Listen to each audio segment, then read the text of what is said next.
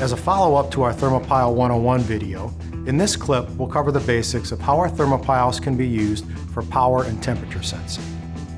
We've already discussed that all objects above absolute zero radiate some form of electromagnetic energy, and that our thermopile traps this energy and produces a voltage output that's proportional to the incident power, without having to touch the object it's measuring.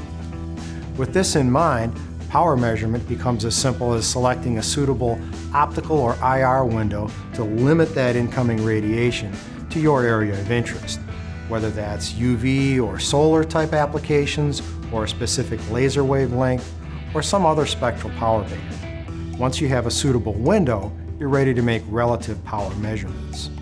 To make calibrated radiometric measurements with a thermopile, the cold junction temperature must be known. This is typically accomplished by a thermistor internal to the package or external but thermally connected to the thermopile case. Similar to a thermocouple, once you know the temperature of the cold junctions or the case, then you can calculate the incoming power based on the thermopile response. And of course, it is possible to make empirical point-to-point measurements to correlate or calibrate a given output to a known incoming power when that's available. Also keep in mind that some measurements, laser power in a lab for example, might be in stable enough environments where the signal will dominate and the relatively small impact of ambient temperature may not need to be factored in at all. While power is applicable essentially all over the spectrum, temperature is generally measured in the long infrared wavelengths.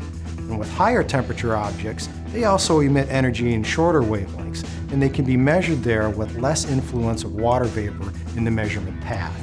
The other major consideration with temperature is to keep in mind that while the thermopile will produce a voltage that's proportional to the incident power, the radiant power from an object is not linear with temperature.